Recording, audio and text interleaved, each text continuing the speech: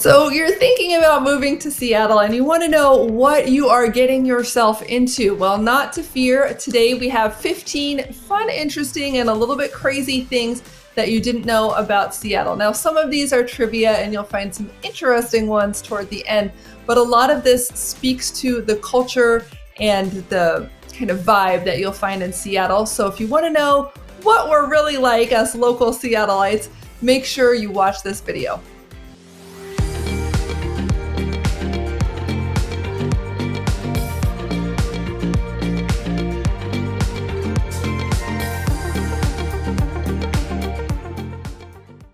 Yes, this is Emily Cressey. If this is your first time on my channel, welcome, welcome, welcome. Here we are dedicated toward giving you my view, the local Seattleite boots on the ground view of what it's like to live in Seattle. This channel specializes in helping people who are relocating to the Seattle area get an idea of what it's going to be like, what they're in for, and where to live. So make sure you subscribe to our channel and check out all of our other videos on neighborhood tours, vlogs, all sorts of fun stuff, because we eat, sleep, and breathe Seattle.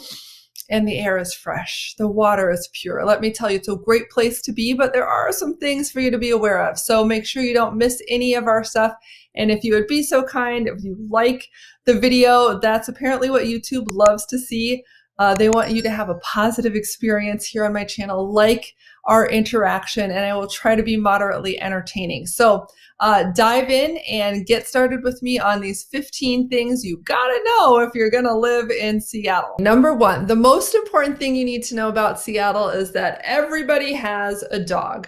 No matter where you go, if you're walking in a park or perhaps walking to the grocery store, you will see dogs in abundance, and that is actually something that we have become known for in this area. In fact, according to statistics, there are more dogs in Seattle than there are children. And I will say this is pertaining particularly to Seattle proper. If you look into the suburbs, I don't have any statistics, but at least I know that there are more children in the suburbs. Actually, in the city of Seattle itself, there are close to 153,000 dogs and only 107,000 children. So many more dogs than kids.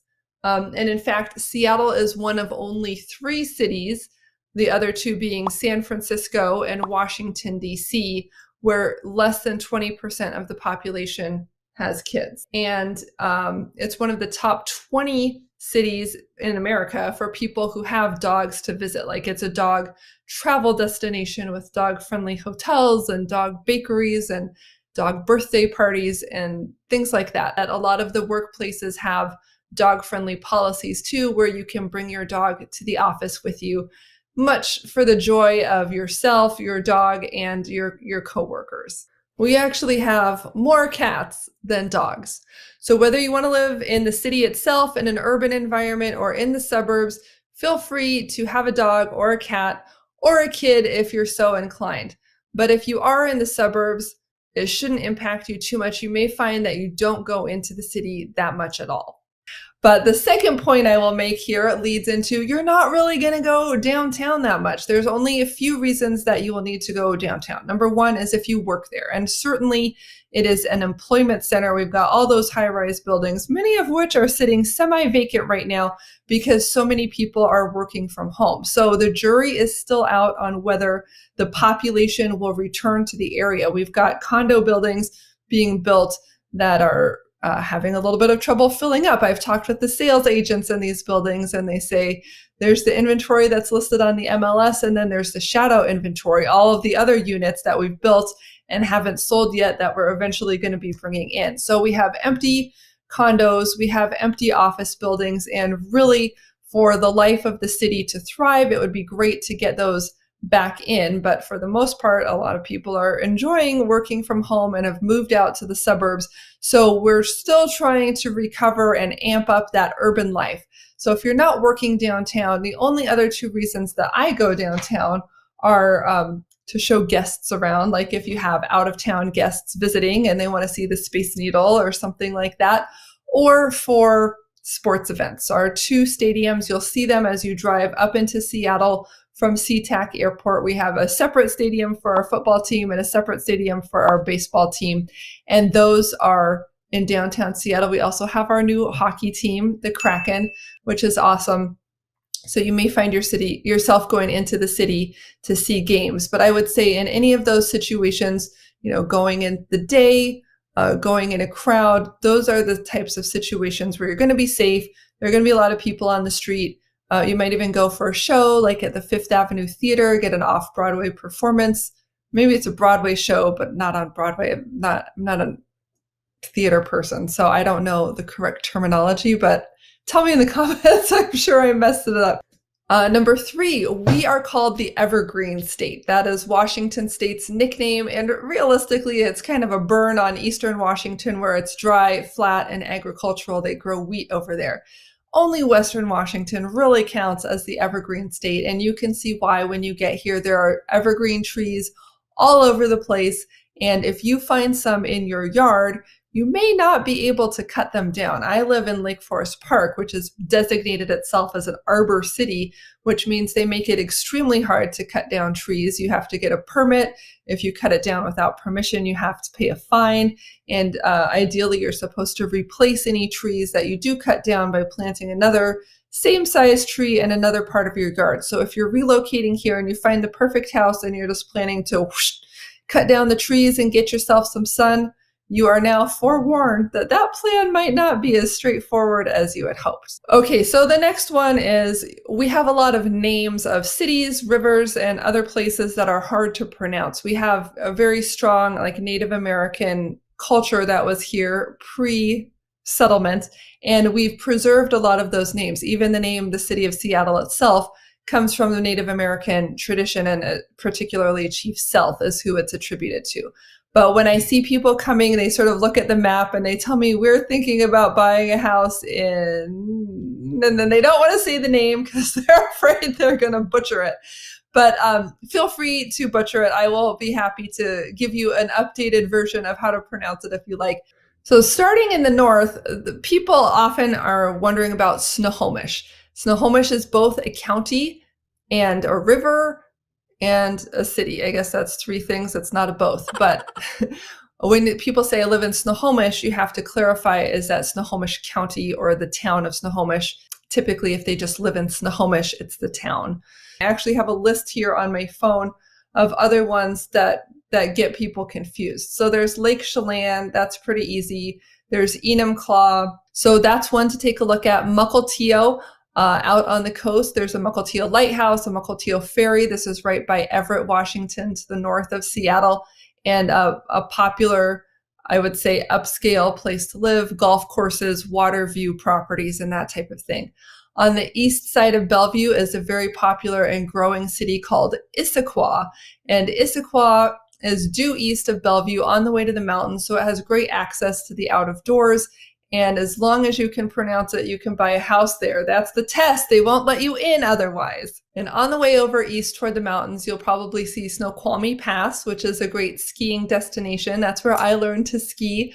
Those many years ago. Lots of fun. Usually gets snow all winter, and they have like an 8-week ski season where you can take lessons or bring your kids up for lessons if you like. And the last one I want to point out is Sequim. This is actually over on the peninsula. It's kind of I don't know if I want to say retirement community. It's where a lot of people go when they can afford to go there and don't need to be in Seattle for their job anymore. It's a sun belt. It's a banana belt, and it looks like Sequim, and you won't know that they're talking about Sequim, but it has lavender fields. It's a fun, sunny, warm getaway. A lot of people from Seattle will take the ferry over to the peninsula and have a day trip there, especially during the lavender bloom. Next one is we have 0 income tax for the state. Hooray, hooray! So if you are used to filling out 2 tax forms on April 15th, federal and state, you can slash one of those down and just do the federal. And yes, I am being careful on which finger I'm using. So you can avoid paying whatever you're paying now in state taxes. That is no longer a thing when you come to Washington.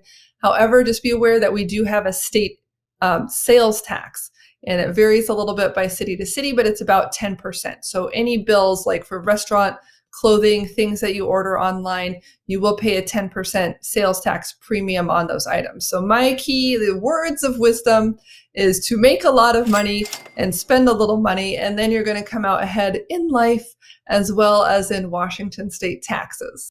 Okay, number 6, jobs, jobs, jobs. We are known as a tech capital, kind of a Silicon Valley North type of a thing. We have great representation of those FANG companies, like Amazon got started here. We have Facebook offices, Google offices, all sorts of smaller tech companies, as well as Microsoft, which also started here and is on the Bellevue side of the lake, just north of Bellevue in Redmond. So looking at our population demographics, less than half of the people living in the area are actually Seattle born and raised, Seattle natives like myself.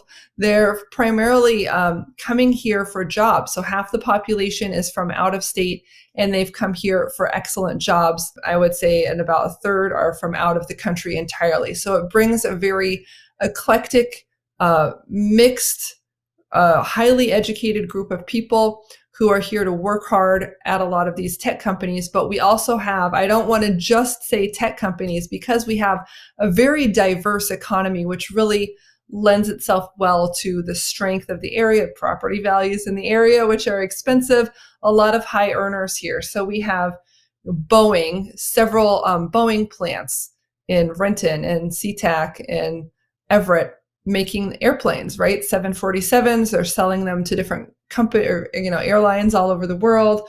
We have the University of Washington, go Huskies. That's the big state-sponsored college. It has a medical school, it has a law school, huge campus just north of downtown Seattle. Starbucks started here, Deloitte & Touche, Nordstrom, which is a high-end clothing retailer, Alaska Airlines, Verizon. These are some of our top employers in the area. And, in addition, of course, law firms, accountants, all sorts of other businesses, restaurants, etc., to support the huge population that we have here. Okay, number 7, it's called I-5. Our freeway is called I-5. It is not called the 5, which I have heard from some people, and I say, you're not from around here, are you, son? So I don't know if this is a California thing. If you know where the 5 is located, you can tell me. I know I-5 freeway drives from California through Washington, Oregon, California, down to Mexico, but that's I-5. So our freeways are called I-5. We have a loop that goes through Bellevue that's called 405. And then we have 2 bridges, the 520 bridge and the I-90 bridge. And that is how we get around. We do not drive on any other roads. Please call them by the right name. Okay, number 8, bring a jacket, not an umbrella. Here's the good news and the bad news. The bad news is it rains a lot, but you probably heard that before. The good news is you're not going to get wet when it rains. For the most part, we have intermittent rain all throughout the day during the kind of rainy, cloudy time of year. So you'll have your occasional clear blue skies like we have right now. It's December and we have clear blue skies. So this is fantastic. Then you'll have frequently your partially cloudy, overcast skies, and sometimes those clouds let out some rain. So if it looks mostly dry, I wear the fleece, and if it gets a little water on it, that's fine. If it looks mostly wet, I wear the outer shell and I can pop the hood on if I don't want my hair to get messed up. But that being said, you do not need boots. You do not need an umbrella. You are not going to be in a deluge. This is not monsoon country here. We're just trying to get the sprinkles off of our head while we're walking from the car to the grocery store or into the house or wherever you find yourself. Okay, the next one is, if you have a swimsuit, get it ready in spring, earlier than you may think, because the first sunny day that we have, you will need to be out in your swimsuit, lying on a lawn in a public area. At least that's what everybody else seems to do. I don't care if it's 60 degrees, if it's April, whatever it is, you will see this pent up communal body of pale, sun-deprived people coming out and lying on the grass, let's say at Green Lake Park. If you think that might be of interest, you can get your swimsuit ready and plan to go out. And if that's not you, just be prepared. You might need your shades on when you go outside because there will be a lot of reflection from all of the untanned people lining the grass patios that you're used to passing by. And if you haven't seen enough skin out in public by June, don't you worry. On June 21st, we have our Summer Solstice Festival in Ballard, which is known for having naked bicycle riders. Now, with all the emphasis on jobs and working on dogs and cats and not very many children, you might think that this is not a great place to raise kids. But as a matter of fact, Seattle was ranked number 7 out of a survey of all the cities in the United States. 182 cities were on the list, and we ranked number 7 overall for best places to raise kids. So don't you worry about that. This study was done by Wallet Hub, and they looked at things like schools and education, healthcare, and fun things for families to do, cost of housing. You wouldn't think with cost of housing that we'd actually appear on the list, but they did incorporate that. And what they found was that overall, Seattle was really close to the top of the list. Other great cities were in California. I think Detroit, Michigan was at the bottom. And we ranked really well for education and childcare. So if you're thinking about raising a kid here, there aren't as many kids living in the city of Seattle itself, as I alluded to earlier. A lot of them have moved out into the suburbs to get more space and to get great schools that are available there. So don't think that there aren't any kids in the area. This is, in fact, a fantastic place to live. And I would like to present myself as a person who was raised in this area and turned out halfway decent. And that brings me to our next point. Seattle is actually ranked amongst the most educated and literate cities. I think it's number 1, most educated and literate city in the United States. And this is certainly borne out by some of the things I've mentioned before, the high density of well-paid, highly educated jobs, the university in the area, and lots of universities, actually.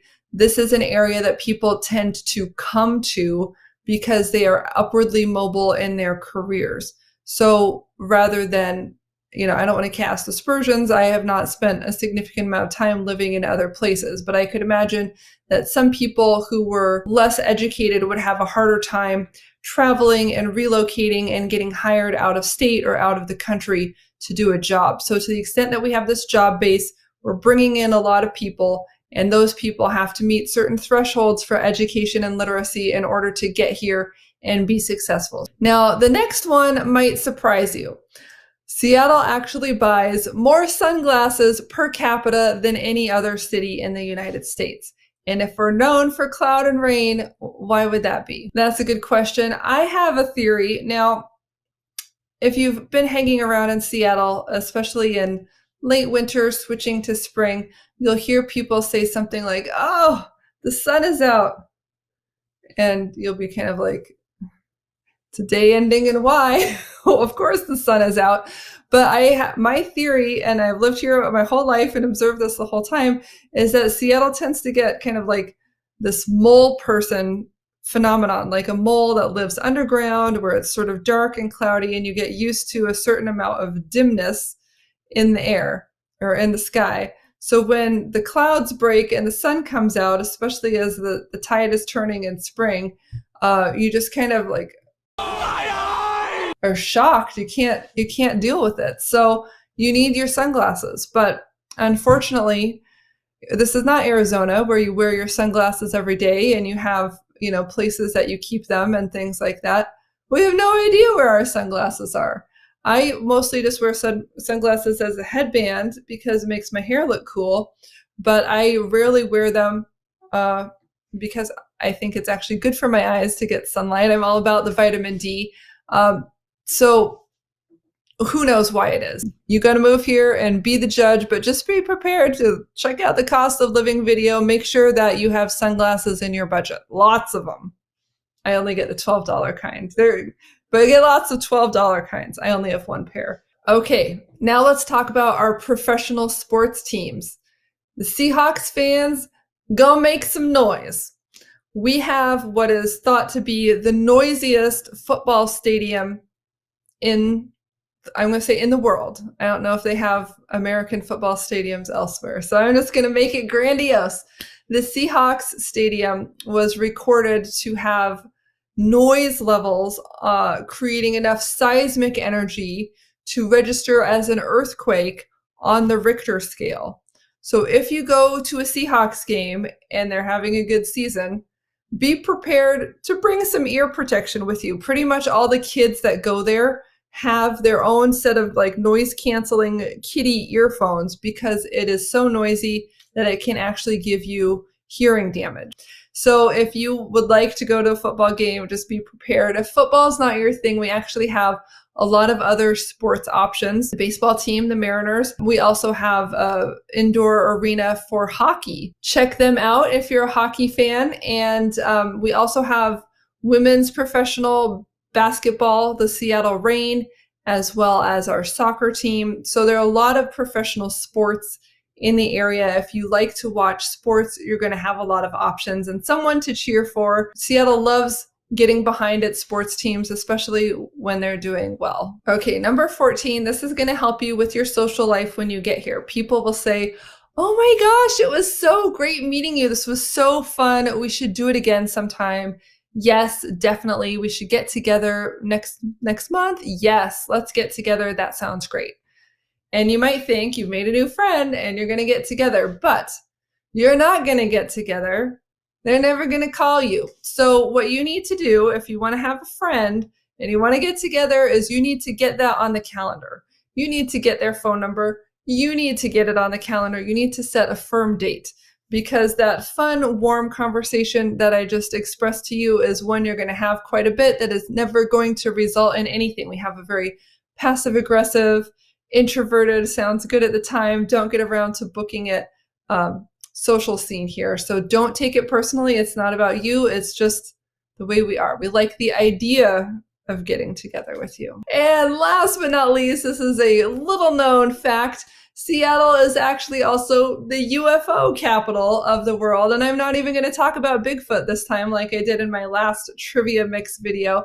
We are the UFO capital. We have 87 UFO sightings per 100,000 people, which is much more than places that are thought of as UFO hotspots like Roswell or Area 51. And you might even think that the Seattle Space Needle looks like a flying saucer, which I did too, but you might be surprised to learn that the term flying saucer did not even exist before Seattle invented it. There was a guy in the 1940s who saw 9 discs near Mount Rainier that he called flying saucers, and the name stuck. So if you are into UFOs, definitely come out. Definitely let me know if you spot one. The thing that I always get discouraged by is it's often like cold at night and cloudy, so it's not as appealing for me to go out there. But now that I know that it's a UFO capital, I might just have to try a little harder. So now you know 15 very interesting, some practical, some tactical, some a little fantastical, 15 things about the Seattle area that are going to help you when you move here and call it your home, but you probably still have a lot of questions. So if you do, feel free to write those in the comments and questions box. I always love to read them and I do respond. Also, look for me online. You can visit me at HomeProAssociates.com, and I'd be happy to help you as you relocate to the area to find your perfect home. So with that being said, this is Emily Cressey with HomeSmart Real Estate in Seattle. Looking forward to seeing you in person one day, and until the next time, I'll see you on the next video.